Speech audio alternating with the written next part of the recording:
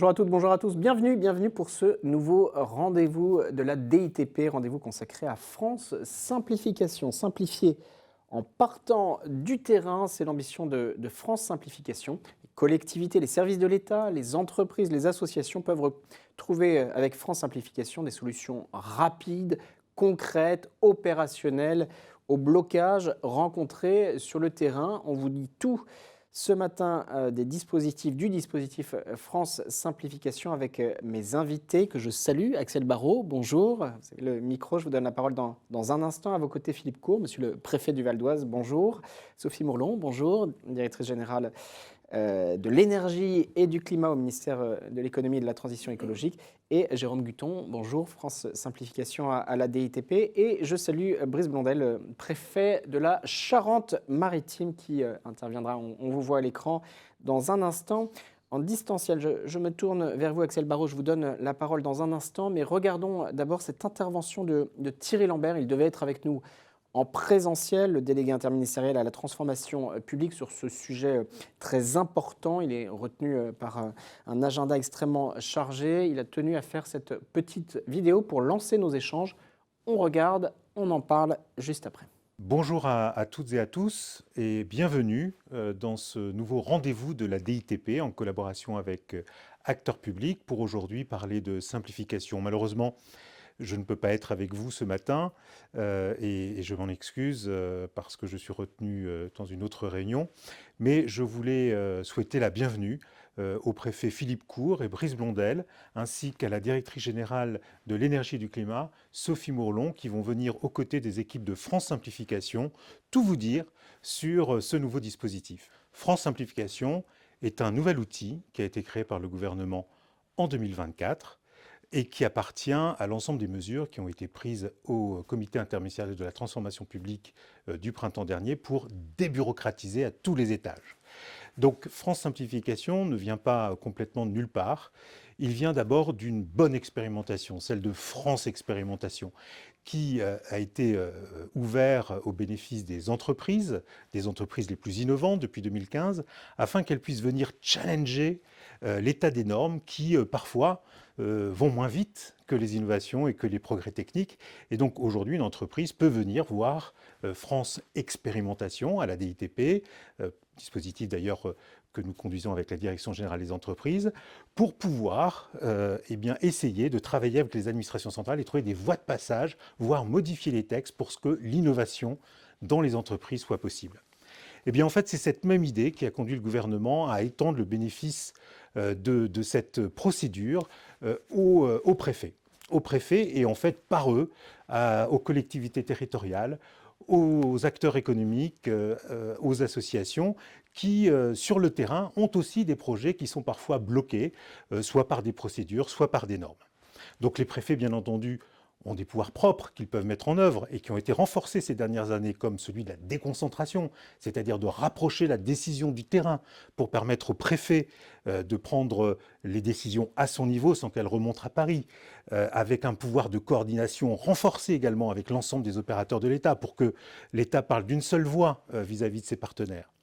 Et puis, il y a aussi le droit de dérogation qui a été donné au préfet ces dernières années, en 2020, et puis généralisé en 2022, qui permet au préfet de déroger à certaines procédures, certains délais qui sont limitativement énumérés, toujours sur la base d'une décision individuelle et qui correspond, bien entendu, à l'intérêt général dans l'appréciation de circonstances locales. Donc ce droit de dérogation existe, il peut être utilisé, mais il n'est pas toujours suffisant pour répondre à tous les sujets que rencontrent les préfets dans les projets territoriaux. Et donc France Simplification, qui a été renforcée dans la circulaire du 28 octobre 2024, est juste là pour cela. Aider les territoires à faire avancer leurs projets plus vite et au-delà des projets, même à changer la norme, à changer les pratiques administratives pour simplifier, pour débureaucratiser.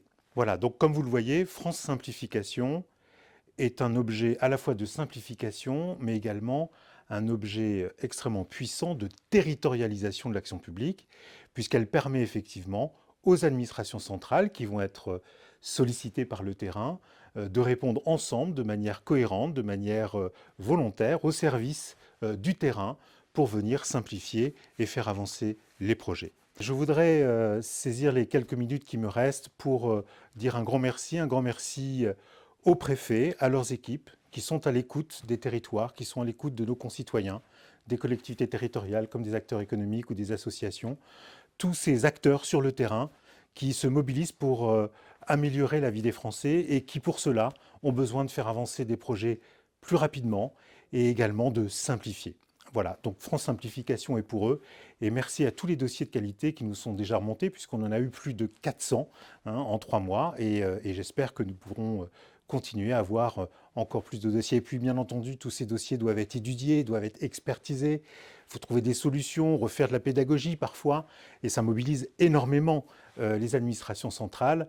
Je voudrais aussi qu'elles soient remerciées, à travers aussi la présence de Sophie Mourlon, pour leur engagement, parce que l'administration centrale, bien entendu, est au service du terrain, elle est au service de ceux de la première ligne qui veulent changer la vie des Français. Et cette détermination, elle est bien partagée tout le long de la ligne de management de l'État. Merci Thierry Lambert, le délégué interministériel à la transformation publique, d'avoir posé les enjeux. France Simplification, on le voit, un outil puissant de territorialisation, nous dit-il, un outil pour changer les pratiques, changer les normes. Vous êtes près de 2000 personnes inscrites ce matin. Vous connaissez certainement les règles du jeu, si je puis dire. À la droite de vos tablettes, à la droite de vos écrans, vous avez un onglet chat, un onglet questions. Allez-y, témoignez, posez vos questions. J'essaierai de les relayer tout au long de cette matinée. On est ensemble jusqu'à 11 heures. Je me tourne vers vous, Axel Barraud. Bonjour, rebonjour. Vous travaillez sur ce dispositif France Simplification à la DITP. Thierry Lambert nous a expliqué un peu ces enjeux. Rentrons avec vous, si vous voulez bien, dans le fonctionnement, tout simplement. Comment fonctionne France Simplification? Oui, merci beaucoup. Donc, France Simplification, c'est apporter, comme l'a dit Thierry Lambert, des solutions aux problèmes qui sont remontés par le terrain et pour le terrain. Alors, pour l'ensemble des acteurs sur le territoire, donc les associations, les acteurs économiques, les services déconcentrés de l'État et les opérateurs. Et pourquoi? Pour venir en appui à la déconcentration, résoudre des conflits de normes, d'injections contradictoires, et puis résoudre des difficultés pour la mise en œuvre de projets locaux. Donc, comment ça fonctionne, ce dispositif? Il est saisi, France Simplification est saisi par les préfets, et afin qu'ils puissent apporter des réponses. Alors, les réponses qui n'ont pas pu être apportées dans le cadre de ces champs d'attribution ou par le pouvoir de dérogation, et pour lequel il y a besoin d'avoir une concertation avec les administrations centrales. Donc, c'est aussi la nouveauté de ce dispositif, c'est qu'il permet, avec son caractère interministériel, de provoquer une concertation de l'ensemble des administrations centrales concernées éventuellement par le sujet. Donc, le préfet qui fait vraiment l'intermédiation de ces demandes, saisit, recentre, il est le pivot, c'est lui qui est l'acteur effectivement au cœur du système, puisqu'il fait ce rôle d'intermédiation pour saisir la DITP.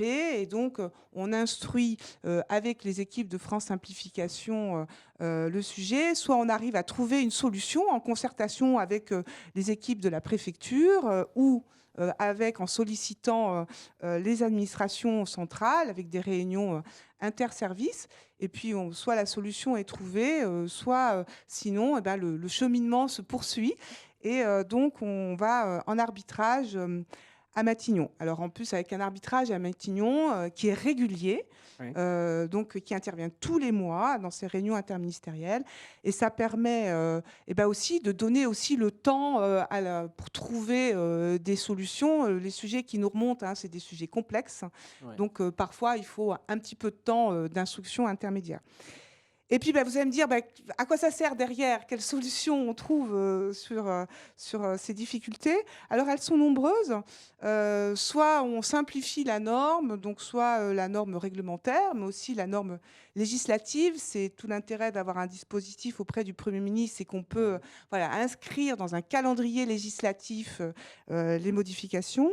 Alors, c'est aussi sinon du règlement, de la circulaire, mais aussi c'est parfois tout simplement la réinterprétation de pratiques ou une proposition qui reste dans le droit, hein, de l'administration concernée qui va écrire au préfet pour lui indiquer selon quelle manière, en restant dans le droit, on peut trouver une solution.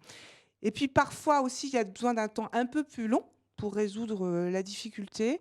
Et à ce moment-là, on lance une expérimentation sur un territoire donné. Ou sinon, on peut s'appuyer sur nos corps de contrôle, au contrôle économique et financier, au Conseil d'État ou la mission interne de la DITP, qui fait une mission spécifique pour aller évaluer les solutions avant qu'elles puissent être mises en œuvre. Thierry Lambert insistait, un outil aussi qui permet une rapidité. Vous insistez, Axel Barraud, sur la question du calendrier. Cela avance, ça avance rapidement. Puis en creux, vous soulignez aussi ce dialogue permanent avec tous les acteurs. Ce dispositif est né voilà quelques semaines, voilà quelques mois. Est-ce qu'on peut faire un premier bilan aujourd'hui ? 426 dossiers qui nous ont été remontés. Sur l'ensemble du territoire, on a 95 départements qui nous ont répondu avec à peu près 3 à 4 dossiers par département, y compris l'outre-mer, sur des thématiques qui, dans les 2 tiers, sont plutôt sur des sujets en lien avec la transition écologique. Donc on a plutôt, c'est ça, c'est une des questions. Quelles sont les matières, quelles sont les problématiques ? Les problématiques, donc l'urbanisme, logement, la transition écologique, mais aussi le logement. Donc là, c'est un gros paquet, c'est plus de 70% des dossiers qui nous sont remontés, aussi des dossiers relatifs à l'agriculture et la pêche. Et puis après, ça balaye les organisations publiques, jeunesse et sport, santé et solidarité. Et surtout, ce qui est important, c'est qu'on a déjà, en 3 mois, malgré les interruptions gouvernementales, pu résoudre déjà 85 dossiers qui ont pu être résolus déjà sur les 400. Ça concrétise clairement la question du tempo. Je vous ai coupé, pardon. Du coup, peut-être pour aller un peu plus loin sur les thématiques. Donc, on a des thématiques qui justifient en fait qu'on se soit adressé au préfet sur le territoire. C'est qu'on a énormément des choses qui sont sur du conflit d'usage. Donc, du conflit d'usage. Des intérêts des acteurs divergents, exactement, c'est ça, ouais. Exactement. Sur un terrain local, est-ce que tout le monde connaît maintenant le dispositif zéro artificialisation ZAN, nette, voilà, le fameux ZAN. Sujet, oui. Donc voilà, est-ce qu'on construit, est-ce pour privilégier des implantations d'entreprises ou au contraire, il faut laisser des sujets en friche? Est-ce qu'on a des dispositifs prévus par des lois sur la protection de la loi littorale, ou alors est-ce qu'on autorise des constructions temporaires sur la plage? Est-ce qu'on privilégie des projets sur une dimension économique, mais parfois il y a des sujets sur lesquels il faut préserver le patrimoine avec la culture. Donc ça, c'est tous les conflits de l'utilisation du terrain auprès du département. Et puis, il y a aussi d'autres sujets qui sont liés à les montées de technologie. Alors, les montées de technologie dans l'énergie, donc on en aura quelques illustrations tout à l'heure, où en fait la technologie va parfois plus vite que notre capacité à la prendre en compte dans le droit. Donc, c'est beaucoup de sujets sur l'éolien, sur le photovoltaïque, mais aussi sur l'utilisation de dispositifs innovants, des drones, des robots en matière agricole. Il y a 4 figures tout à fait nouveaux. Les nouvelles technologies apportent des exemples concrets. Exactement. Là, on avait par exemple un sujet sur de l'épandage de drones par drone, de phytosanitaire, ce qui n'était pas possible avant. Et d'ailleurs, maintenant, c'est repris dans une loi qui est déposée au Sénat. Alors, donc, c'est des nouvelles technologies qui apportent d'autres éclairages. On a aussi beaucoup de sujets, forcément, qui sont interministériels, donc il y a à la fois écologie et agricole. Donc, là aussi, c'est toute l'utilisation de méthanisation, l'utilisation de biodéchets, comment on produit une énergie différente avec d'autres matériaux. On a, par exemple, une entreprise qui voulait utiliser des orties pour filtrer de l'eau. Et d'ailleurs, la gestion de l'eau est un sujet qui est très très important, qui fait débat entre comment on la préserve, qui revient, comment on préserve l'eau en termes de ressources, surtout dans les périodes de sécheresse. Donc des sujets d'aménagement de l'eau et puis de nouveaux usages pour la traiter, de l'eau qui vient de l'atmosphère, ce qu'on appelle des eaux grises qui sortent de nos lavabos, de nos douches, comment on peut les utiliser sur des usages pas encore alimentaires, hein, parce que du coup, il faut regarder sur les risques sanitaires. Donc ça, c'est des nouveaux sujets. Et puis des nouveaux sujets aussi qui sont liés à la sécurité des personnes. Donc là, on est un peu plus proche aussi des sujets plus régaliens que porte l'intérieur. Donc, mais toujours sur le territoire, par exemple, la protection contre les inondations. Donc, comment voilà, on incite à la réaménagement de digues, de dispositifs qui protègent de l'eau, ou comment on gère les risques d'incendie. Alors, un sujet peut-être emblématique, pour arriver à lutter contre les incendies de forêt, il faut pouvoir défricher, passer avec des camions pour défricher la végétation. Et en défrichant, peut-être que parfois, il y a des espèces protégées. Donc, alors, comment on autorise donc, voilà. Et pour autant, voilà, l'équilibre entre le respect de la biodiversité et puis tout ça, c'est pour un incendie. Donc, s'il y a un incendie, forcément, voilà, l'ensemble va être brûlé. Et pour autant, il faut se poser la question de ces usages. Donc, voilà, pour donner quelques exemples un peu plus concrets. Et puis, peut-être qu'on va pouvoir l'illustrer sur la table ronde pour en donner voilà, des exemples par Monsieur le Préfet et Madame la Directrice Générale. Merci beaucoup, Axel Barraud. Vous restez avec moi, vous restez avec nous, Axel Barraud, France Simplification à la DITP. Je le disais, près de 2000 personnes. Vous êtes près de 2000 personnes inscrites ce matin. Vous aurez la possibilité, bien sûr, de revoir en replay dans la foulée tous nos échanges sur les supports de la DITP et sur les supports d'acteurs publics. Place à la table ronde, regard croisé dans le cadre de ce rendez-vous de la DITP simplifié en partant du terrain. Si vous nous rejoignez, je vous représente mes invités. Axel Barraud, France Simplification, la DITP. Philippe Court, monsieur le préfet du Val d'Oise. Sophie Mourlon, directrice générale de l'énergie et du climat au ministère de l'économie et de la transition écologique. C'est bien ça. Jérôme Guton, France Simplification à la DITP. Et Brice Blondel, préfet de la Charente-Maritime. Posez vos questions à la droite de vos tablettes, de vos écrans. Je vous propose de vous donner la parole, monsieur le préfet Philippe Court, ensuite madame Mourlon et puis Brice Blondel dans un troisième temps. Puis on échangera. Vous continuez de poser vos questions. Axel Barraud, Jérôme Guton, vous nous apporterez toutes vos précisions. Démarrons avec vous, Philippe Court. Préfet du Val d'Oise, pouvez-vous nous éclairer en quoi France Simplification est-il un dispositif différent des autres dispositifs que vous avez connus? Bonjour. Alors ce dispositif de la DTP, il n'est pas forcément différent par nature ou par essence. La simplification, ça fait 2 siècles qu'on en parle. Portalis, au moment d'écrire le Code civil, disait tout prévoir est un but impossible à atteindre, mais tout simplifier est un objectif sur lequel il faut qu'on s'entende. En revanche, c'est une brique particulièrement utile dans à la fois la prise de conscience et l'opération de désencombrement de l'action bureaucratique.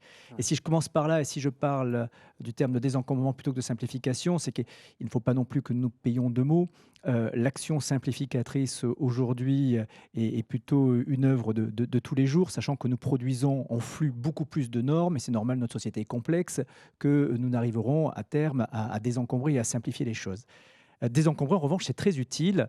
Il y a un sociologue américain qui s'appelle Alvin Goulner qui avait défini la notion de red tape dans les organisations américaines. Le red tape, c'est quoi? C'est en fait tout ce qui est dans l'activité bureaucratique, parce que l'activité bureaucratique, elle a sa fonction, elle a son utilité, elle a son sens dans une société organisée, mais c'est tout ce qui dépasse de l'activité bureaucratique et qui est inutile, soit parce que les normes, on l'a dit, sont aujourd'hui surannées, ne correspondent pas du tout à l'état de la société, soit parce qu'elles sont particulièrement irritantes, soit parce qu'elles sont contradictoires avec des objectifs qui sont des objectifs publics, soit d'ailleurs parce qu'on les interprète, et on va venir sur l'exégèse des normes, de manière elle-même trop exagérée. Et donc cette activité de désencombrement, en fait, elle peut trouver une réponse dans ce nouvel outil qui a 3 avantages, me semble-t-il. D'abord, la première, c'est assez paradoxal, c'est que c'est un processus bureaucratique aussi, c'est-à-dire qu'il a une certaine persistance. Ouais. Et en la matière, ce qui est important, c'est la succession, la lente érosion que nous connaissons. Et donc pour ça, on a besoin d'avoir un dispositif qui dure dans le temps, parce que le travail ne vient que de commencer. Il va susciter certainement de l'envie. Il va également provoquer, on l'espère, un changement d'esprit, parce que plus on parle d'un objectif, plus il devient réel. Et ce caractère persistant, continu, il est, je pense, très important pour les praticiens que nous sommes tous. La deuxième, et je dois le dire et je dois le saluer, c'est parce qu'il y a une belle énergie qui est mise là-dedans par les équipes de la DITP. Le dialogue entre les administrations territoriales et centrales, c'est un grand classique dans l'administration française depuis près d'un siècle. Là, ce qui est intéressant, c'est qu'on a un troisième larron qui vient dans le jeu et qui va permettre d'abord de travailler les sujets, puis de les évoquer dans des enceintes où spontanément ils ne seraient pas évoqués. Ouais. Et le troisième élément qui me paraît essentiel, c'est qu'il faut que nous rappelions que nous sommes tous également des producteurs de normes. Oui. Que ce soit en administration centrale ou en administration territoriale, et a fortiori lorsqu'on est autorité administrative, nous produisons directement ou nous préparons de la norme et nous interprétons de la norme. Et ce faisant d'ailleurs, on crée souvent de la jurisprudence de bureau, nous créons parfois des choses qui n'ont absolument aucune base légale. Et si je dois faire un peu la comparaison, je vais faire une comparaison avec la diététique. Si vous surveillez votre ligne et que vous mangez un pain au chocolat, ça fait 400 calories. Et vous dites, il faut que je perde ces 400 calories. Et donc vous dites, du coup, je vais m'imposer un semi-marathon pour perdre mes 400 calories. Si vous faites ça 1 ou 2 fois, il faut quand même beaucoup d'énergie pour faire votre semi-marathon à chaque fois. La fois d'après, vous vous dites, finalement, la meilleure solution, c'est plutôt de ne pas manger le pain au chocolat.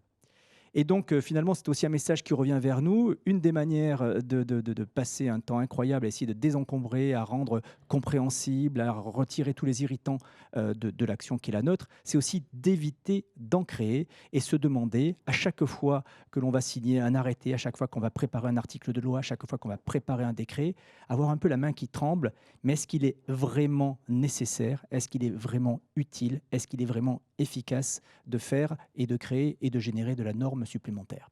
Et cette démarche-là, elle me paraît également extrêmement vertueuse et inhérente dans ce qu'a voulu engager la DITP. Merci beaucoup. Peut-être une deuxième question avant de vous donner la parole, Madame Morlon. Ce dispositif, Thierry Lambert l'expliquait, il vient en appui de votre pouvoir de dérogation. Il complète votre pouvoir de dérogation. Il montre que, d'une certaine manière, la complexité n'est pas une fatalité, ce que vous soulignez très bien en creux. Alors j'ai une position assez hétérodoxe, moi, sur le pouvoir de dérogation, mais on m'a dit que la liberté de parole était ici de mise. Déroger, si on prend le sens étymologique, c'est pas finalement un mot qui est un mot très, très valorisant. Plutôt que de déroger, il vaut mieux concevoir des dispositifs normatifs qui n'en nécessitent pas ou qui laissent une faculté d'appréciation. En la matière, il faut tout simplement, et je le redis, également dans la pratique, que l'administration, et c'est souvent le juge administratif qui le dit, retrouve son pouvoir d'appréciation. C'est d'ailleurs la raison pour laquelle nous sommes là. Si on n'a pas de pouvoir d'appréciation, c'est-à-dire si on n'est pas capable de différencier une norme générale à une situation particulière, nous n'avons pas besoin de l'administration et demain, des processus intelligents le feront aussi bien que nous. Et donc, en la matière, je pense que c'est plutôt une incitation à passer de ce qu'était la logique de l'exception, qui est la dérogation, à une logique tout simplement d'internalisation dans la création de la norme, de cette faculté qui peut exister dans notre territoire, qui est pétri par le principe d'égalité, 2 endroits, 2 situations qui sont différentes et qui appellent, même si on respecte des principes communs, des réponses qui peuvent être des réponses différentes. Et d'ailleurs, le juge administratif nous invite à ça. Il est beaucoup plus audacieux que nous, on l'a vu. Lorsque, par exemple, il crée la jurisprudence d'Antony, il dit, ma foi, une erreur de procédure pas très grave, elle n'entache pas d'illégalité la décision que l'on prend. Quand il développe le plein contentieux, le juge administratif, il devient administrateur. Quand il décide de faire prendre à une décision de justice un effet différé avec la jurisprudence AC, il est audacieux. Donc, il nous dit souvent, mais faites votre travail d'administration, appréciez et motivez. Et une décision qui est capable d'être expliquée en une phrase, généralement, c'est une bonne décision. Merci. Peut-être 1 ou 2 exemples, les gens nous posent la question. Dans le travail, dans le travail que nous avons conduit avec la DITP, nous avions présenté une dizaine de suggestions. Il y en a 3 qui ont abouti sur des domaines qui sont des domaines extrêmement divers. La première qui était une espèce de monopole que l'on avait sur les hydrogéologues avec un coordonnateur qui fait qu'aujourd'hui, les hydrogéologues étaient en grève et donc le coordonnateur l'était aussi, qu'on ne pouvait plus désigner d'hydrogéologues experts pour faire des forages d'eau potable. Au travers de l'exemple un peu, très illustrant du cas particulier, c'est aussi la règle générale qu'on a modifiée. C'est ça qui était recherché. L'autre est un dispositif financier pour reloger les personnes qu'on appelle le FARU. Et le troisième était un mécanisme de déconcentration, ce qui a permis de remettre sur la table les principes de la déconcentration et de la charte de déconcentration qui veut que normalement une décision individuelle qui a un impact local doit être prise au plus près par l'autorité administrative qui est en charge du ressort du territoire en question. Ça dit bien ces 3 exemples, la diversité. Axel Barraud, peut-être si vous souhaitez rebondir avant qu'on donne la parole à Madame Bourlon. Oui, juste un point, parce que c'est parfois voilà, des observations qu'on nous fait. Et pour rebondir sur ce que vient de dire Monsieur le Préfet, ce qui est important dans le dispositif, c'est que on prend l'exemple d'une illustration sur un projet local et ensuite on regarde quelle réponse on peut y apporter dès lors que ça reflète une problématique d'un niveau national ou qui puisse répliquer sur l'ensemble du territoire. Parce que sinon, on peut penser qu'on est en train de vider l'océan à la petite cuillère. Donc voilà, dans les dossiers qu'on arbitre, on fait vraiment attention à ce dispositif que l'illustration locale reflète une dimension nationale. Merci beaucoup. Peut-être avant de vous donner la parole, Sophie Morlon, il y a beaucoup de questions. Alors je vais en relayer parce que sinon ça va être un peu frustrant pour les 2000 personnes qui sont inscrites. L'Association des maires ruraux de France, manifestement, est-ce que c'est un outil, cet outil est-il destiné à être utilisé par les élus locaux pour remonter leurs projets au préfet? La réponse est oui. Par ailleurs, l'interface est-elle conçue spécifiquement pour eux? Prévoyez-vous un délai de réponse garanti pour les demandes soumises via cet outil? Vous évoquiez tout à l'heure, Axel Barraud, la question du timing. Oui, alors on a des réunions interministérielles qui sont planifiées tous les mois. Nous, notre engagement dans le dispositif, c'est d'apporter une réponse dans les 2 mois de moment où on est saisi, 2 mois maximum. Alors c'est vrai que là, compte tenu de l'ampleur des dossiers qui nous ont été remontés sur un délai très très court, voilà, parfois on peut mettre un peu plus de temps, mais un peu plus de temps parce que il faut que la solution elle soit aussi proportionnelle, instruite, voilà. Mais notre engagement, c'est effectivement une réponse dans les 2 mois.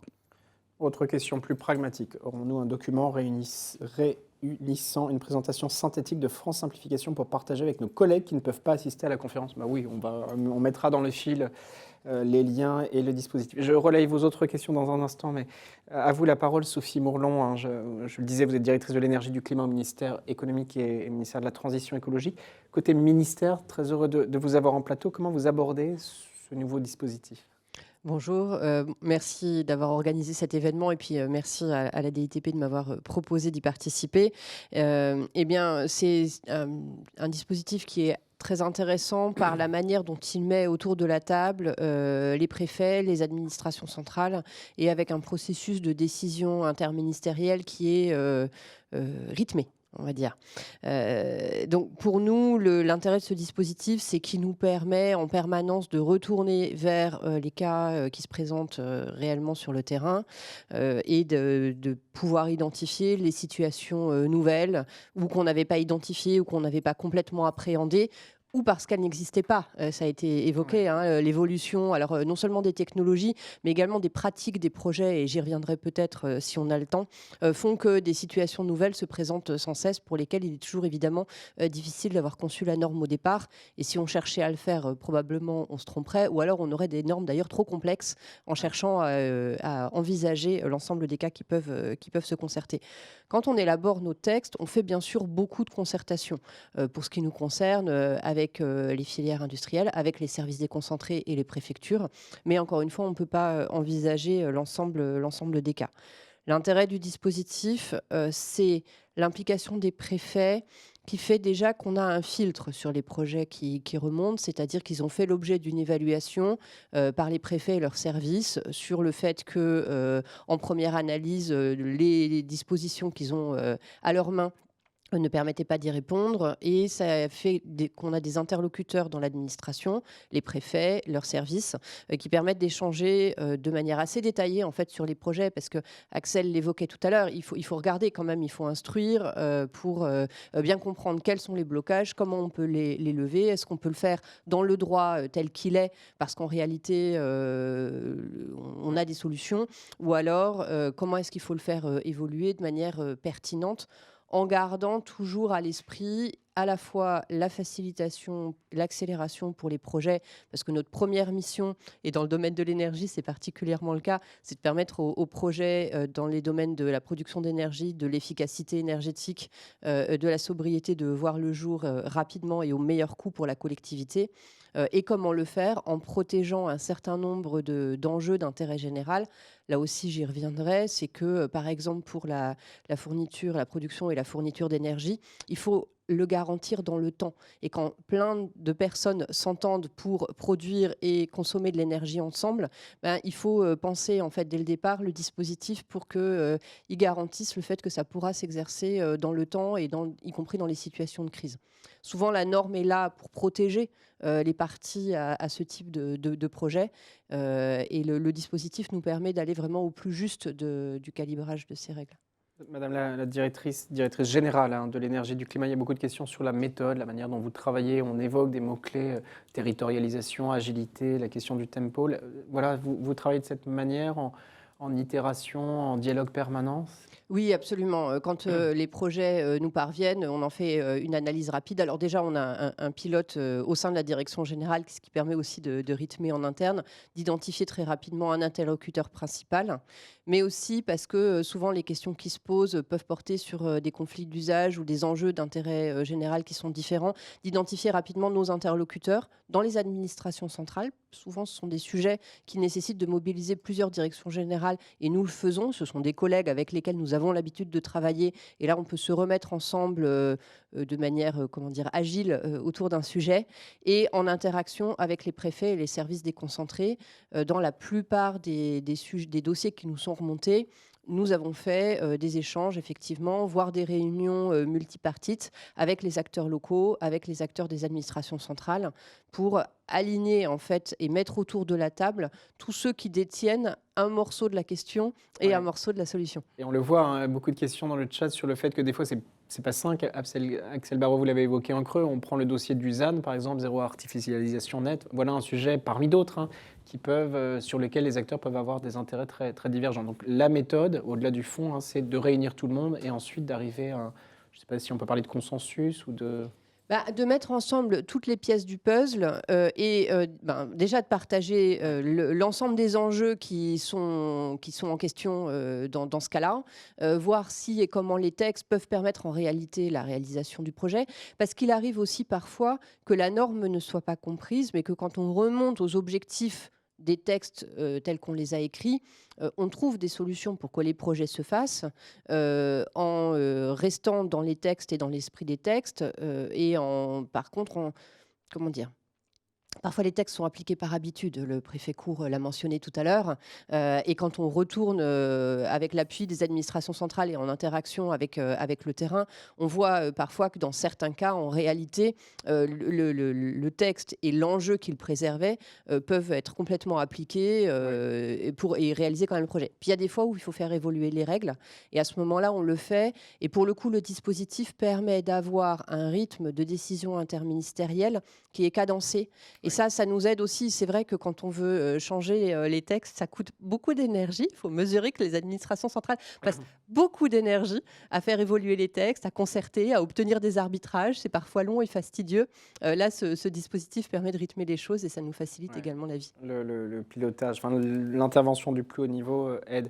Axel Barraud, et puis je vous donne la parole, monsieur le préfet Brice Blondel, dans un instant. Peut-être pour quantifier cette concertation de tous les acteurs et qui réussit, c'est pour vous donner un peu une idée là, sur les 400 dossiers, sur ce qu'on traite.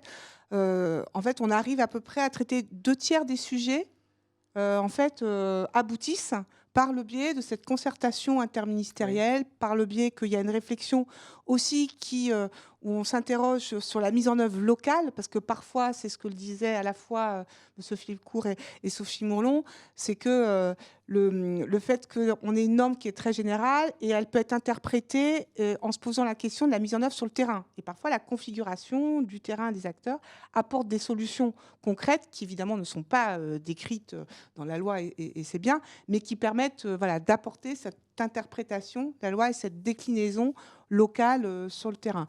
Et voilà, je pense que ce ratio de 2/3 montre en fait que c'est le fait de s'obliger un peu dans cette contrainte de la concertation sur du temps court qui permet de trouver des solutions et qui est la preuve en fait qu'on y arrive tous ensemble. Oui. Vous vouliez, Madame la Oui, Directrice. pardon, je voulais simplement rebondir sur le fait, pour reprendre la proportion qu'Axel citait, il y a aussi une partie des sujets qui nous remontent, sur lesquels eh ben, on fait le constat, ça arrive, hein, que les porteurs de projets n'avaient pas vu un aspect du sujet. Et que parfois, on est amené à plutôt faire évoluer les projets que faire évoluer la norme ou les faire évoluer ensemble. Je vais faire un parallèle avec la ceinture de sécurité. Quand un porteur de projet vient vous dire moi je ne comprends pas parce que dans ma R5 il suffit que je mette une ceinture simple, et là je me proposais de faire le Paris-Dakar et qu'on lui dit ouais, pour le Paris-Dakar vaut peut-être mieux une ceinture 5 points quand même. C'est aussi des cas qui arrivent où en remontant aux intérêts qu'on cherche à protéger et à la protection du porteur de projet lui-même, on se rend compte qu'en fait il y a quelque chose dans le projet qu'il faut changer. Mais à ce moment-là, on peut le faire en concertation parce qu'on a toutes les bonnes personnes autour de la table pour le faire et pour trouver la meilleure solution. Voilà, c'est très pragmatique. Monsieur le préfet Philippe Court et puis monsieur le préfet Brice Blondel dans un instant. Mais pour aller exactement dans le sens de Sophie Mourlon, il ne faut pas confondre la notion de blocage sur un projet et la nécessité parfois d'apporter une réponse qui est une réponse négative. D'où l'importance de la motivation de la décision. C'est-à-dire qu'une décision qui est une décision négative, qui se motive et qui s'explique simplement, est généralement une décision qui est une décision acceptée. Et parfois, on a tendance à mettre dans le concept de blocage beaucoup de choses, des blocages qui sont des blocages réels et parfois des incompréhensions ou, pour le dire tout simplement, des réponses qui sont des réponses négatives. La raison d'être d'une réglementation, à un moment donné aussi, c'est de mettre cette forme d'obstacle ou de pare-feu ou de protection, soit pour le bénéficiaire, soit pour des tiers. Mais expliquer, justifier, motiver plutôt la décision. Vous insistez vraiment sur le côté territorialisation de ce dispositif. Brice Blondel, merci d'être avec nous en distanciel, comme on dit. Vous êtes préfet de la Charente-Maritime. Il était très important de vous donner la parole. Expliquez-nous, dites-nous pourquoi vous avez saisi France Simplification. Il y avait un certain nombre de projets que vous avez fait remonter. Est-ce que vous pouvez les évoquer rapidement, s'il vous plaît? Oui, tout d'abord, merci beaucoup de votre invitation, d'avoir accepté qu'on puisse intervenir à distance. France Simplification, parce que, comme tout le monde le ressent au quotidien dans l'administration territoriale de l'État, en particulier dans l'État départemental, on est quand même enserré dans un tissu normatif qui est extrêmement dense et provoque des blocages, en tout cas peut brider les énergies locales qu'on a envie d'accompagner, et que par rapport à cela, le pouvoir d'appréciation des préfets tel qu'il existe aujourd'hui est quand même extrêmement limité. D'ailleurs, si pour moi l'objectif c'est de monter une subvention à 80%, c'est quand même pas forcément avec ça qu'on va changer les réalités locales, et donc la nécessité d'aller plus loin. Et puis dans un monde où la subvention devient rare, la liberté d'action est quand même ressentie comme une richesse au moins aussi précieuse qu'il faut chérir et préserver, d'où le recours qu'on a eu à France Simplification avec 7 projets depuis le début de l'année 2024, bientôt 8. On va essayer de concurrencer le Val d'Oise, mais on n'est pas la même taille. 8 projets dans des domaines très différents. 2 projets en matière de transition énergétique photovoltaïque en autoconsommation collective. 2 projets de simplification en matière de stockage et de réserve incendie pour les producteurs de cognac. Des projets également dans d'autres domaines, qu'ils soient dans le domaine de la culture avec le classement d'un certain nombre de monuments historiques ou d'autres projets du même type. Voilà, donc on a des projets dans des champs très différents qui tous présentent le point commun de dire à un moment donné, la réglementation nous empêche d'aller plus loin. Or, le bon sens semble plaider pour qu'on dépasse ce blocage réglementaire. D'où la saisine de France Simplification depuis plusieurs mois, qu'on veut dynamique et pour laquelle on a un retour très positif quand même à ce stade. Merci beaucoup. On le voit, vous le dites, ce sont des projets territoriaux sur lesquels France Simplification permet d'avancer. Clairement, ça sert votre territoire, si je peux le dire de manière un peu directe. Ça sert les acteurs de votre territoire, ça sert les projets, ça leur permet d'avancer? Quand ça nous permet d'avancer, c'est évidemment extrêmement utile au territoire et ressenti comme tel. Alors, je prends l'exemple du photovoltaïque en autoconsommation collective. Vous savez que ce sont des dispositifs avec des personnes morales organisatrices qui sont limitées dans leur étendue géographique et dans le niveau de puissance du projet qui est autorisé. On avait 2 projets qui se heurtaient à cette réglementation, l'un sur l'île d'Oléron, Alors, l'île d'Oléron présente la particularité de faire 27 km de long. Or, la dérogation était possible jusqu'à 20 km de long. On a de ce point de vue-là, avec la DGEC, travaillé et obtenu une modification normative qui permette, dès lors qu'il y a une personne publique qui occupe l'ensemble du territoire, y compris s'il dépasse les 20 km, de pouvoir aller au-delà de cette limite, ce qui a permis à la communauté de communes de l'île d'Oléron de porter son projet sans le complexifier. Et là, véritablement, lorsqu'on leur a apporté la réponse, alors l'arrêté est en cours de consultation, elle devrait paraître prochainement, je crois, de leur donner le sentiment qu'on les avait entendus, compris, qu'on les accompagnait, que l'État était là pour simplifier, pour être à leur côté. Et c'est extrêmement bien ressenti. Et dans la relation politique qu'il y a entre l'État territorial et les élus locaux, ce type de réponse apporte vraiment à la fois une plus-value technique, mais aussi une cohésion de l'ensemble des pouvoirs publics qui est extrêmement appréciée. L'île d'Oléron, qui dit beaucoup hein, de la réussite et de la territorialisation de ce dispositif. Il y a d'autres projets sur lesquels vous constatez, enfin, vous saluez le tempo, le caractère assez rapide de l'avancée des solutions, des projets, des validations? Oui, il y a, dans beaucoup de projets, on a reçu, alors d'abord, je tiens à signaler que quand même sur ces 7 projets, il y en a d'ores et déjà 4 qui ont été arbitrés favorablement, ce qui ne veut pas dire qu'on est arrivé au bout du chemin, mais pour lesquels on a eu des réponses positives qui nous permettent d'avancer et à défaut d'obtenir tout ce qui était souhaité, au moins de rendre les projets possibles et d'apporter des réponses concrètes aux porteurs de projets. Il y en a d'autres, alors c'est plus intéressant, c'était celui d'une façade classée appartenant à un privé pour lequel le classement monument historique obligeait à faire des travaux qui étaient si coûteux qu'il était impossible aux porteurs privés de s'en acquitter. Et donc, l'immeuble menaçait ruine, mais on était arrivé à une situation de blocage qui nous a conduit à saisir la DITP, qui nous a renvoyé à nos chères études en disant discutez un peu localement avec l'administration régionale du ministère de la Culture et peut-être que vous allez trouver une solution. Le fait d'avoir pressenti qu'un sujet pouvait passer en rime a conduit l'administration régionale, pour le coup, à changer un petit peu le regard qu'elle portait sur le sujet et à trouver avec nous une solution qui s'est révélée satisfaisante à la fin. Donc là, on n'a pas eu d'arbitrage, mais on a eu un effet très positif à ce que porte la DITP, c'est-à-dire ne pas faire de France Simplification une chambre d'appel ou une substitution à la discussion et à la maturation des projets locaux. Et donc là aussi, on a eu un effet positif. Et puis, dans d'autres projets, on n'est pas arrivé au bout de tout ce qu'on voulait, mais à la fois les résultats, la qualité de l'écoute des équipes de la DITP, la capacité à faire dialoguer le local avec l'administration centrale, qui n'est pas toujours quelque chose de si simple que ça pour les préfets de département, sont des vrais apports. Après, il y a aussi des limites à la démarche, et je vous en dirai quelques mots si vous le souhaitez. Allez-y peut-être, et puis je vous donne la parole, Jérôme Guton, dans un instant, mais peut-être les limites que vous observez, ce qui contribue à nourrir la discussion et aussi les échanges sur le chat. Les limites telles qu'on les perçoit aujourd'hui, c'est que dès lors que le blocage, pour être surmonté, nécessite une modification réglementaire ou législative, on s'inscrit vraiment dans un temps long. Alors que lorsqu'on est patient et qu'on a le temps, ne nous pose pas de difficulté. Mais dès lors qu'on est confronté à une situation d'urgence relative, s'accommode assez mal des besoins locaux. Parce que modifier un règlement, Madame la directrice générale l'a dit tout à l'heure, c'est long, c'est compliqué.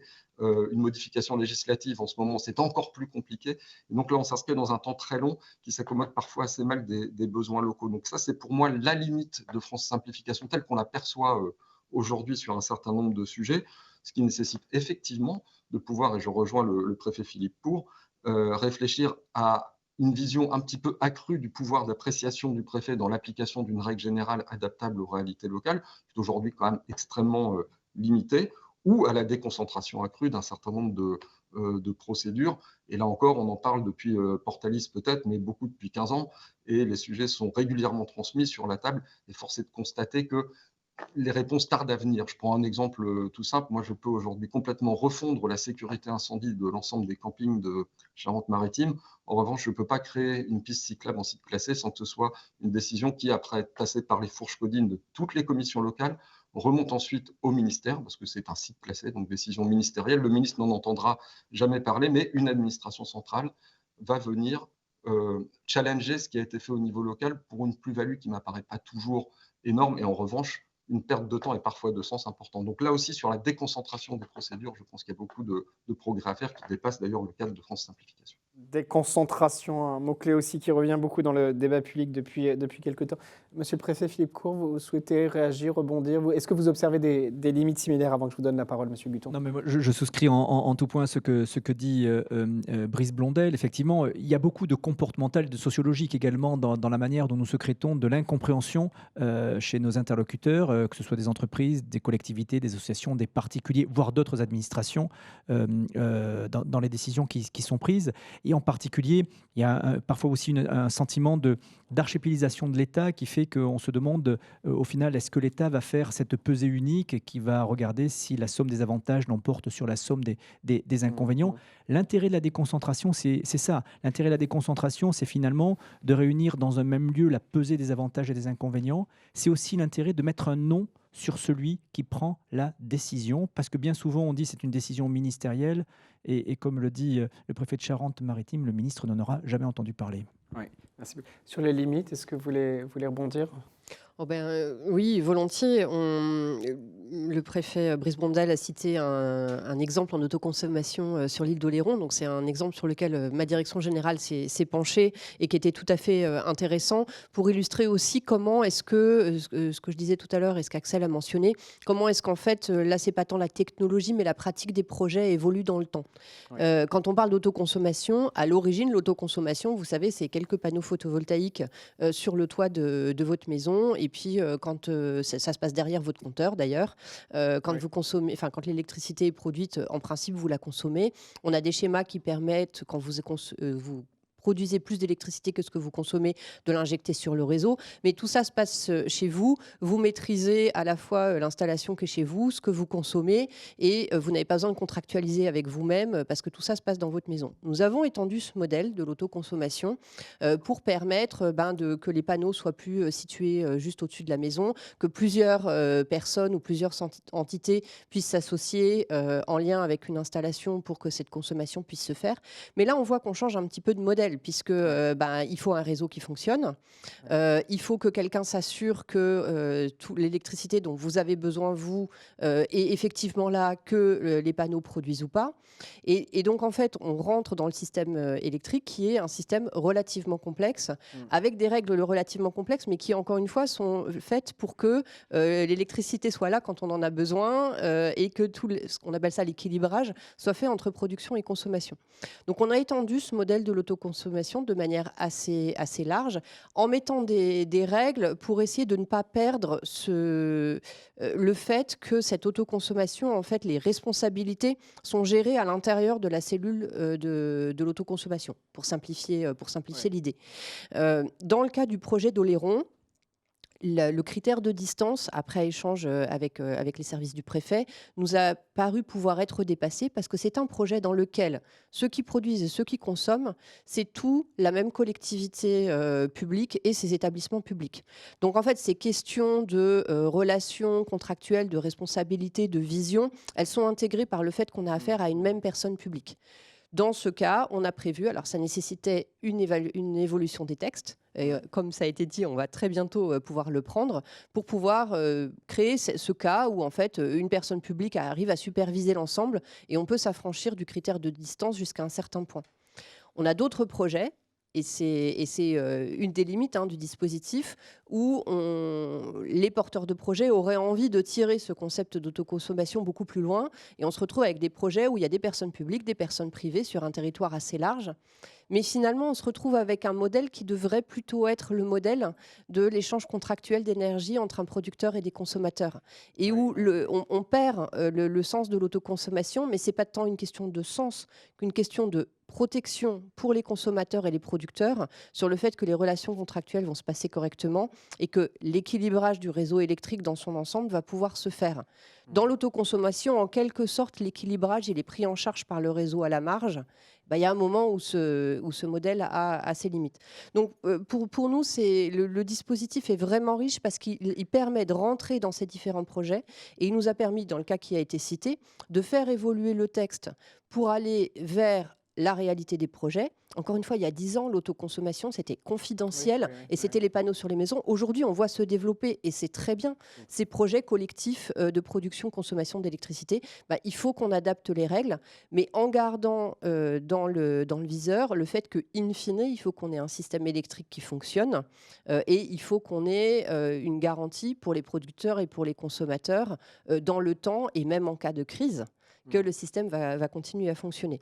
Donc voilà, c'est la richesse du dispositif, mais il n'exonère pas le fait de retourner à la raison de la norme. Alors, si vous me permettez juste un dernier point pour rebondir, et le préfet Cour insistait dessus, et ça me semble très important, c'est que dans tout ça, ça nous permet aussi, à nous, administration centrale, de mettre le doigt sur les incompréhensions. Et il y a des cas où les règles ne sont pas comprises, et ça, comme le disait Philippe Cour, c'est mortel également. Enfin, c'est quelque chose qu'il faut absolument éviter. Et donc, ce dispositif nous conduit non seulement à faire évoluer les textes, mais aussi à concevoir des outils d'information des services déconcentrés, des préfectures, de ceux qui appliquent la norme, pour mieux expliquer en fait ce que font les dispositifs et pourquoi. Ce qui permet d'ailleurs, quand on déconcentre, parce que dans ce cas-là, c'est aussi quelque chose auquel on travaille, que l'appréciation de l'application des textes se fasse en connaissance de cause, tout simplement, sur le sens de la règle, dans des systèmes qui sont très complexes et donc pas si faciles à appréhender sans explication. Axel Barraud et puis Jérôme Guton. Oui, juste pour rebondir un peu sur les limites du dispositif. Donc, effectivement, on ne peut pas tout traiter à notre niveau, mais le fait qu'on ait un dispositif qui est connecté avec les services de Matignon et les services du Premier ministre, soit d'accélérer un calendrier législatif, puis après, on s'en remet au Parlement, mais aussi de pouvoir identifier des domaines ou des sujets où le fait qu'on a des complexités qui nous remontent de manière récurrente, qui parfois peuvent avoir attrait à la mise en œuvre de la déconcentration, et le fait de pouvoir les détecter, de pouvoir en constater par un faisceau d'indices et qui se répètent sur le territoire que c'est vraiment un sujet, nous permettra de les faire remonter. Et bien sûr, ça dépasse largement le champ de France Simplification, mais en tout cas, on aura la possibilité de le faire mettre en lumière et qu'il y ait une décision sur ces sujets. Alors, on voit que tout cela déclenche un certain nombre de réflexions, et c'est tant mieux. Je me tourne vers vous, Jérôme Guton. Désolé de ne vous avoir pas donné la parole plus tôt. Vous êtes rapporteur France Simplification. Rappelez-nous peut-être les types de dossiers qui vous parviennent. Alors, on a vu un peu un étendu, peut-être les récurrences. En préparant notre émission, on parlait de la loi littorale, de friches industrielles. Voilà, est-ce qu'il y a une récurrence dans les dossiers qui vous remontent ? Il y a une récurrence de thématiques sur laquelle Axel est intervenu tout à l'heure. C'est beaucoup autour de la transition écologique. Oui. Et les arsenaux législatifs qui ont été mis en place depuis maintenant au moins 20 ans pour éviter, réduire, compenser, sans pour autant d'ailleurs que ces législations et les réglementations correspondantes soient mises en œuvre dans cet esprit-là. Parce que la bureaucratie s'en mêle. Donc, France Simplification, nécessairement, quand elle ouvre la boîte, c'est la boîte de Pandore. Et il nous arrive quelques centaines de dossiers en apparence insolubles. En fait, ils le sont, même souvent à la législation constante ou à réglementation constante. Ils le sont souvent. Mais les instructeurs de ces dossiers sur le terrain, quand je dis le terrain, c'est l'échelon infradépartemental, l'échelon départemental, à la rigueur interdépartemental, sont très peu nombreux, pas forcément toujours suffisamment accompagnés. Le niveau régional et le niveau national, pour eux, c'est pas forcément spontané d'être au service de l'instructeur sur le terrain. Le niveau régional, le niveau national se considère comme le chef, il ne se considère pas comme le back-office d'un front-office qui serait l'instructeur. Et donc, nous, il nous faut absolument aider l'instructeur et changer l'état d'esprit des échelons supérieurs qui, a priori, ont le même dévouement pour le service public et les faire raisonner un petit peu différemment pour qu'ils se remettent au service du terrain. Donc, on est d'abord sur des dossiers qui ont un lien à l'écologie, mais beaucoup sur, effectivement, des malentendus. Oui. Et ces malentendus, quelquefois, peuvent s'expliquer par une absence de coopération entre les acteurs sur le terrain, entre le porteur du projet, les collectivités locales, les services déconcentrés de l'État, coopération entre le niveau départemental et le niveau régional, parce que le niveau régional a des possibilités qui sont trop souvent inutilisées, et coopération avec le niveau national, parce que le niveau national ne répond pas toujours quand il est interrogé. Et de ce point de vue-là, France Simplification peut être un outil d'accélération, de remise de liens, effectivement, malgré une toute petite équipe, hein, mais très inlassablement soucieuse d'apporter, d'aider à faire émerger des solutions, mais effectivement apporter du lien et avec la possibilité d'ouvrir la porte à Matignon et de convaincre. Alors c'est un métier merveilleux parce qu'on est à la fois la tête et les jambes. Ouais. On est à la fois au niveau infradépartemental, parce que c'est au niveau infradépartemental que ça se passe. Hein. Même si depuis Paris, le niveau régional, c'est déjà le terrain. Mais non, le niveau régional, c'est pas le terrain. C'est vraiment l'infradépartemental. Ça se passe dans les communes, dans les communautés de communes. C'est là que les difficultés se présentent. Quelquefois, on ne fait pas forcément la différence entre la hiérarchie des différentes normes. On peut, imaginons un hôtel de ville du XVIe siècle avec une façade extraordinaire. Le pompier local explique au maire qu'il faut absolument rendre accessible cet hôtel de ville par l'avant, sur cette façade Renaissance. Le maire, tout de même, s'interroge. Il se dit, mais est-ce que je ne vais pas l'abîmer ? Il a la possibilité de passer par l'arrière, mais il met sur le même plan, si j'ose dire, l'arrêté ministériel ou la volonté du sapeur-pompier d'un côté, puis la loi sur les monuments historiques qui date d'avant 14-18. La hiérarchie des normes nous rappelle qu'il ne faut pas toucher à la façade, mais on peut passer derrière, et il faut évidemment passer derrière pour résoudre le problème. Deuxième exemple, le patron d'une société assez importante, une très grosse concession d'automobiles à l'échelle régionale, même interrégionale, veut construire son petit siège social au bord d'une rivière. On construit en France 40% sans doute des constructions sont faites au bord d'une rivière. Il veut construire au bord d'une rivière. Son bâtiment est en zone rouge, ce qu'on appelle la zone rouge de la carte d'aléa du plan de prévention des risques d'inondation. Mais personne ne lui dit qu'il pourrait déplacer légèrement son bâtiment pour se trouver en zone constructible. Le maire n'ose pas, parce que c'est un grand patron.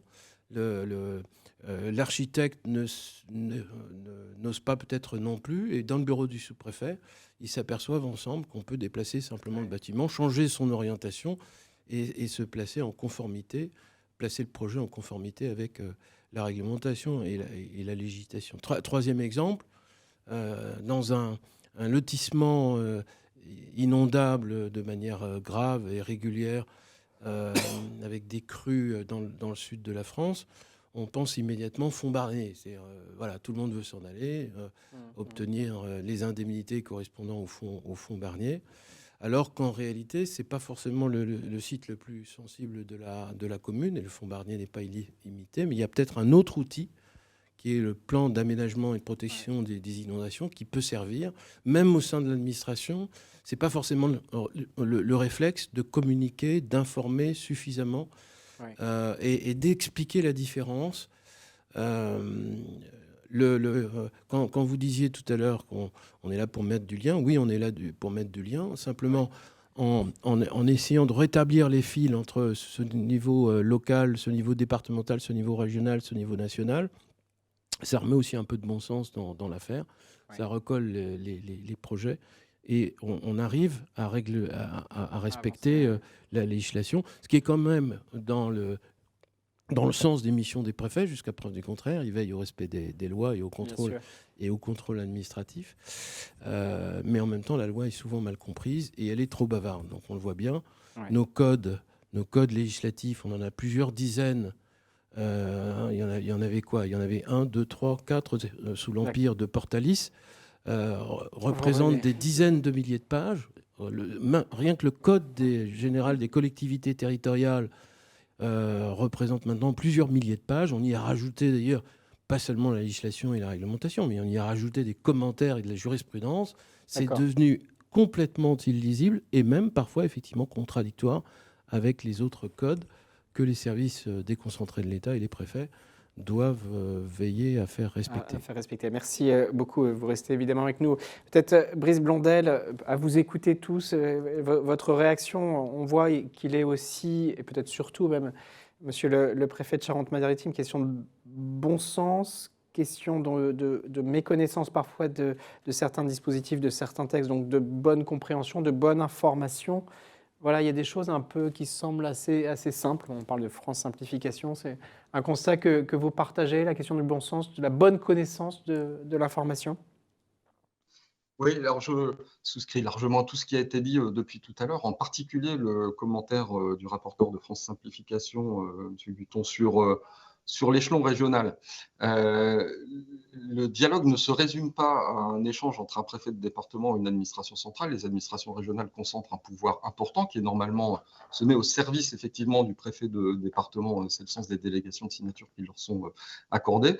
Et le fait de transformer cet échelon en un échelon à l'écoute des territoires, même si parfois dans des grandes régions à 12 départements c'est compliqué, me semble être une évolution essentielle. Là aussi, on pourrait imaginer qu'un certain nombre de moyens aujourd'hui consommés par les administrations régionales pour concaténer dans des tableaux Excel les données des départements afin de leur restituer avec 15 jours de retard pourrait se traduire par la mise à disposition du terrain de ressources accrues pour leur permettre justement ce travail d'ingénierie locale qui est appelé de nos voeux collectifs et permettre d'instruire des dossiers avec encore un peu plus d'expertise. Ce que je voulais rajouter également, c'est que dès lors qu'on agit dans le sens du bon sens, on est compris par les acteurs locaux, sans néanmoins méconnaître ce que la directrice générale évoquait tout à l'heure, c'est-à-dire les impératifs de protection. Autant moi, je comprends mal le sujet des pistes cyclables en site classé, autant je comprends parfaitement qu'une administration centrale, dans son rôle d'expertise, explique à un préfet que ce projet d'autoconsommation collective sur le grand port maritime de La Rochelle, il présente tel et tel risque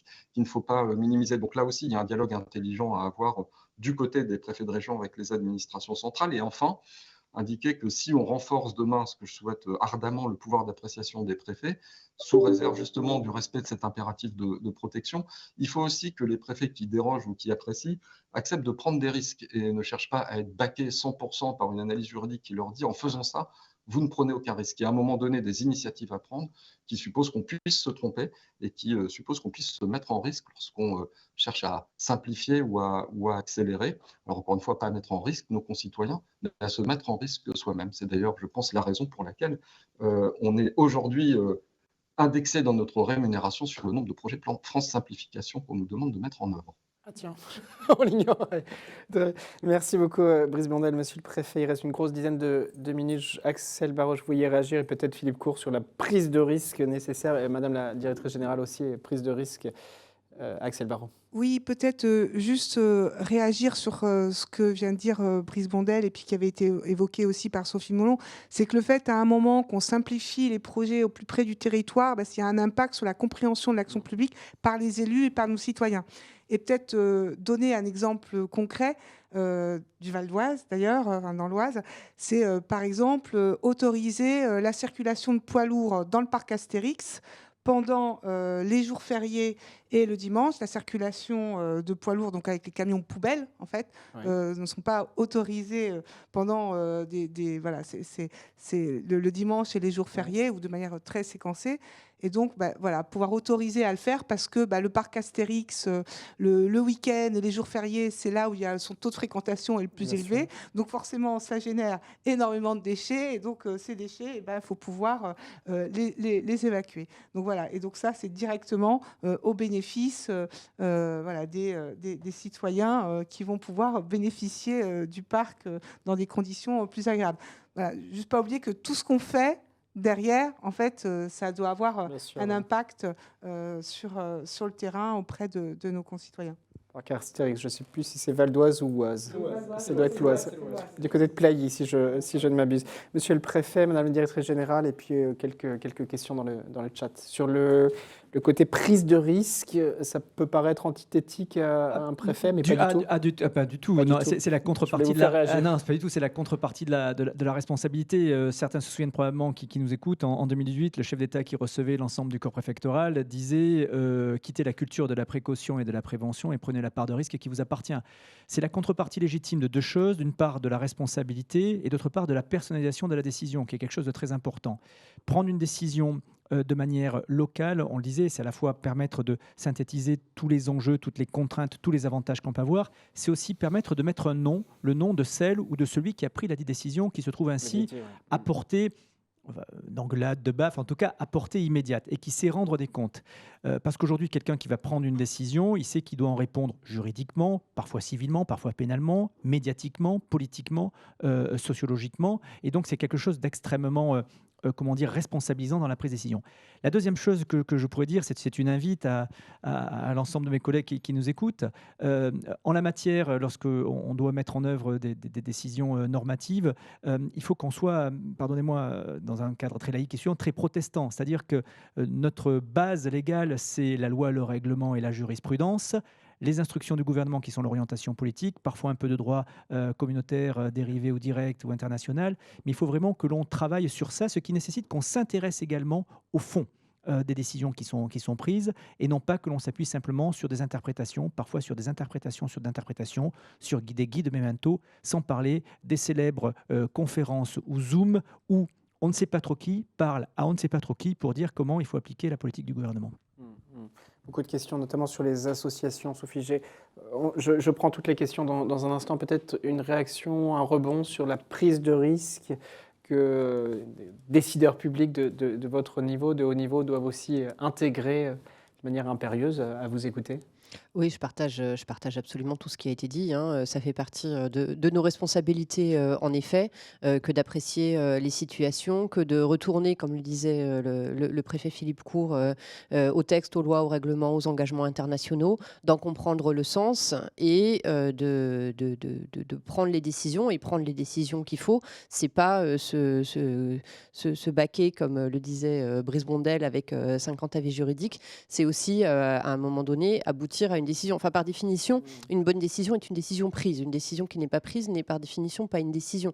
Donc ça nous appartient. Et dans la relation avec les préfets et avec les décisions qui sont prises au niveau déconcentré, notre rôle, et je pense que mes équipes l'ont pleinement intégré, c'est bien de pouvoir apporter aux services déconcentrés, aux préfets, les éléments qui vont leur permettre de prendre la décision.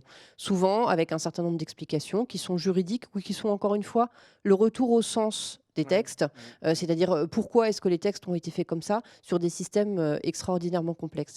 Et mon dernier point sur la responsabilité que permet d'ailleurs France Simplification, c'est que l'ensemble des sujets qui remontent, les signaux faibles, etc., doivent nous conduire à aussi être en anticipation ou en réaction plus rapide à l'évolution du contexte pour faire évoluer les textes, les normes de manière dynamique. C'est un pouls finalement des évolutions, des transformations, des choses qui peuvent... Et comme ça a été dit, quand on voit beaucoup de dossiers, alors pas que via le dispositif France Simplification, on a de toute façon un lien avec les services, y compris les services départementaux. Nous, on travaille beaucoup avec les directions départementales des territoires, en plus des directions régionales de l'environnement, de l'aménagement et du logement. Quand on voit qu'il y a un sujet qui remonte périodiquement, en général, assez rapidement, on l'embarque pour voir comment est-ce qu'on fait évoluer le cadre pour en tenir compte. Parce que la vie, la vraie vie et donc la vie administrative doivent évoluer au rythme de la réalité. Merci beaucoup, Madame la Directrice Générale de l'Énergie et du Climat. Petite dizaine de minutes d'échange pour conclure ce très riche webinaire. Beaucoup de questions. Peut-être je me tourne vers vous, Axel Barraud et Jérôme Guton, pour en évoquer quelques-unes. Sophie G, merci Madame de votre question. En quoi et comment France Simplif peut être un outil pour les associations ? On parle de zones rurales, petits effectifs de bénévoles, personnes âgées pour les associations. Axel Barraud. Oui, il ne faut pas hésiter à faire remonter votre proposition auprès du préfet. Hein. Ça vient du territoire. Donc, vous remontez votre dossier et les services préfectoraux regardons votre sujet et nous le ferons remonter de manière à ce qu'on puisse le traiter dans le dispositif ou localement d'ailleurs, puisque parfois peut-être qu'il y a un frein à aller chercher l'information, à aller contacter les services de l'État. Donc, pour commencer par les préfectures, et puis après, on le traitera si on doit le traiter au niveau du dispositif. Préfecture de votre territoire, Madame Chouaft, j'ai entendu dans les échanges que France Simplification sera ouvert aux élus. Quelle sera la place du préfet et de ses services dans l'instruction des demandes des élus? On est suivi par beaucoup d'élus ce matin. On sait, ça passe par le préfet. Le préfet, c'est le guichet unique. La préfecture, c'est le guichet unique. Et donc, la directrice de préfecture qui parle, là, en l'occurrence, c'est elle. En réalité, c'est elle qui arme le guichet unique. Donc, ça passera forcément par elle. France Simplification n'a pas vocation à recevoir directement des sollicitations, ni d'associations, ni d'élus. En revanche, on est très attentif, évidemment, sur les dossiers qui sont portés par des collectivités territoriales, y compris les dossiers économiques, sur lesquels les préfets attirent notre attention. Ouais. C'est eux qui font le tri. Parce que il faut dire aussi ce que France Simplification n'est pas. France Simplification n'est pas un outil pour trouver de l'argent. France Simplification n'est pas un outil pour échapper à la loi.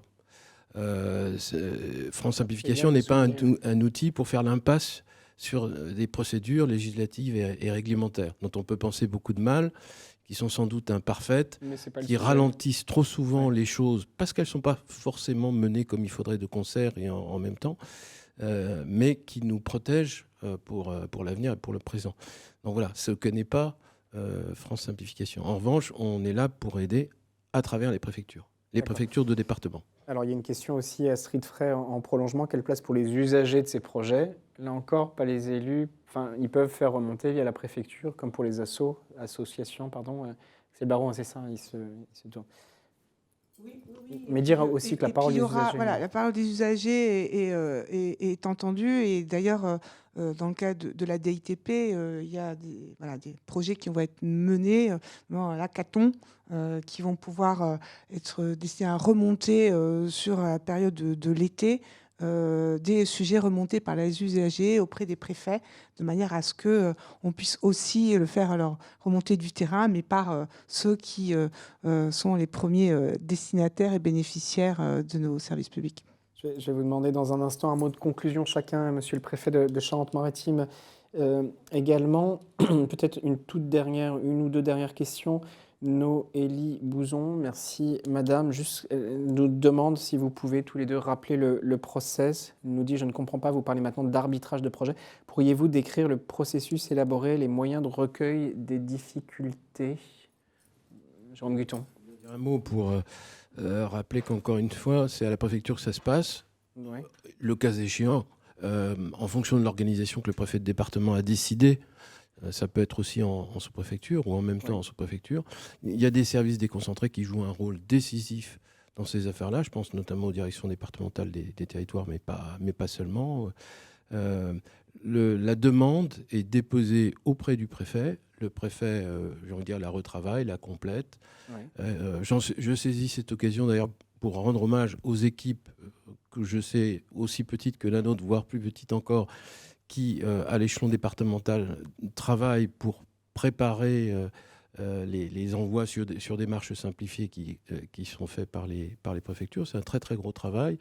Et évidemment, j'ai envie de dire, c'est l'essentiel, c'est crucial, parce que si le dossier est bien présenté, il est déjà quasiment résolu. S'il est limpide, on va pouvoir aider de manière déterminante.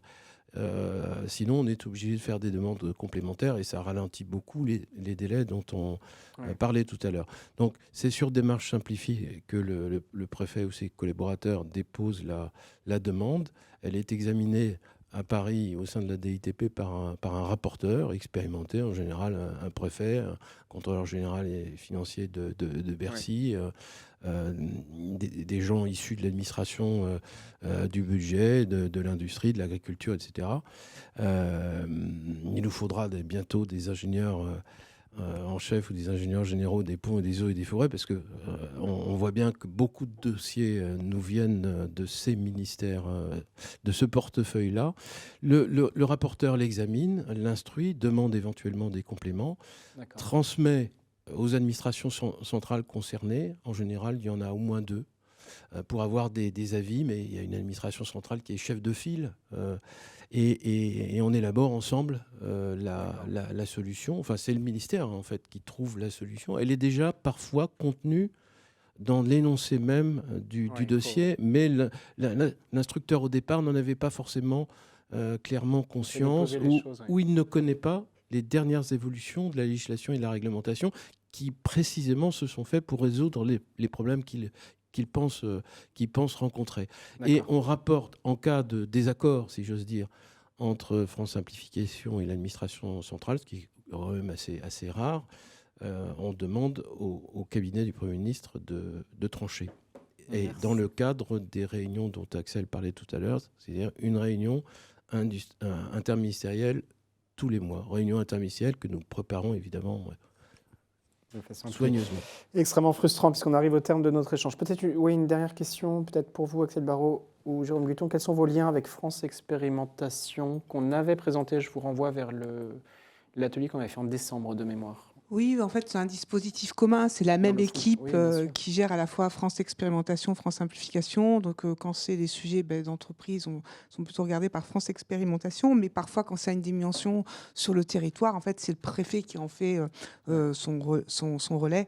Donc, en fait, maintenant, le dispositif est géré dans la même équipe pour avoir plus de fluidité et de pouvoir traiter l'ensemble des sujets. Merci beaucoup. Peut-être un mot de conclusion chacun, ou démarrons avec vous, Brice Blondel, et puis tour de table ici. Beaucoup de messages clés, un outil puissant de territorialisation, la question du calendrier, la rapidité, le dialogue, le fait que France Simplification, je vais y arriver, change les pratiques, vient changer les normes. Enfin, voilà, beaucoup d'enjeux. On retient surtout, ça transparaît dans le chat, c'est un outil très opérationnel, très concret, très pragmatique. Qu'est-ce que vous voulez nous dire, Brice Blondel, en conclusion?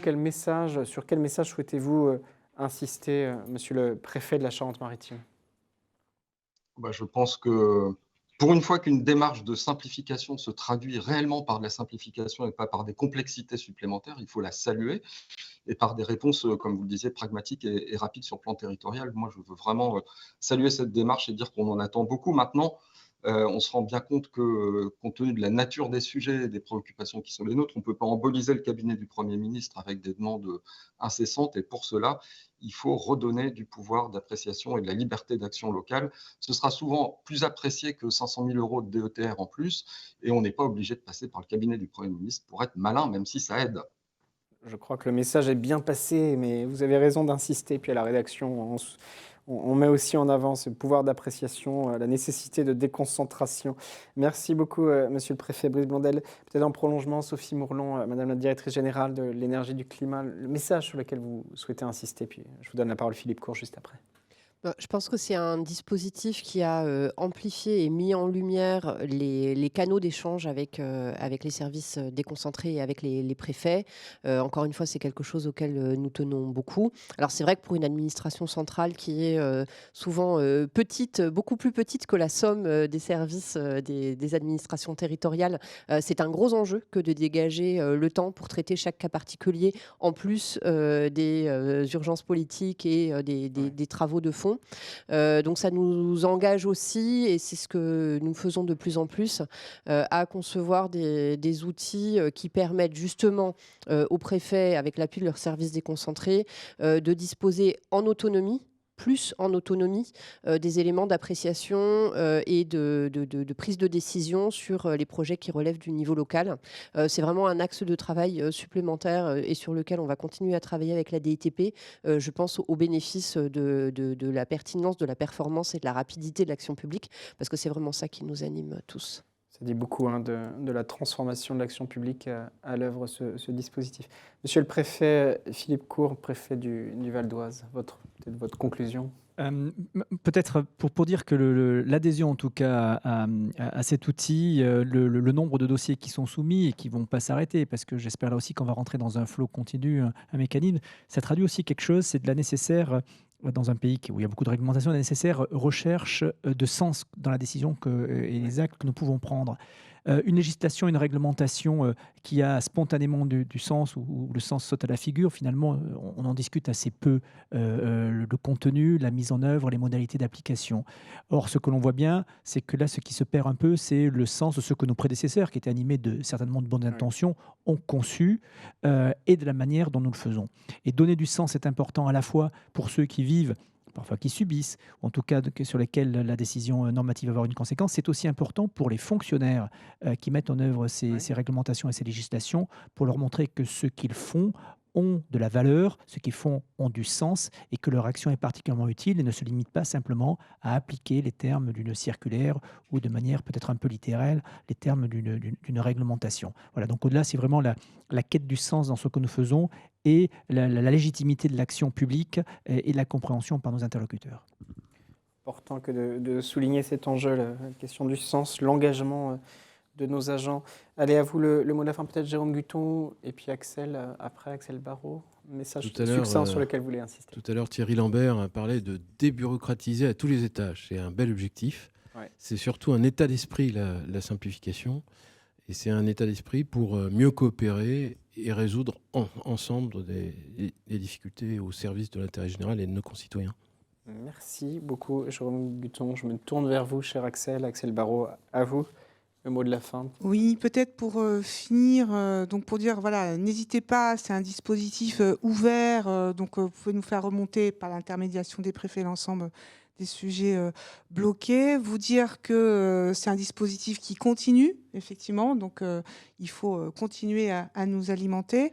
Et puis dire qu'on est en train de travailler sur la communication et la diffusion en fait des solutions qui ont été apportées, puisque c'est un enjeu qu'elles soient connues sur l'ensemble du territoire.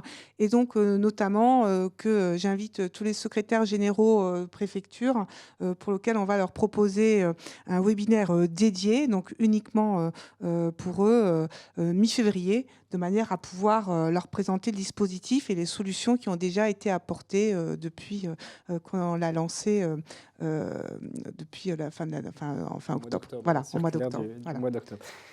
Donc l'histoire évidemment va se poursuivre et s'accélère. Merci beaucoup à vous 5 d'être venus témoigner. Merci beaucoup Brice Blondel, préfet de la Charente-Maritime. Merci d'être intervenu. Philippe Court, préfet du Val d'Oise. Sophie Morlon, directrice générale de l'énergie et du climat au ministère économique et de la transition écologique. Je n'ai pas fourché parce qu'il y a plein de portefeuilles. Merci beaucoup. Jérôme Guton, France Simplification. Cher Axel Barraud, France Simplification à la DITP, tous les deux.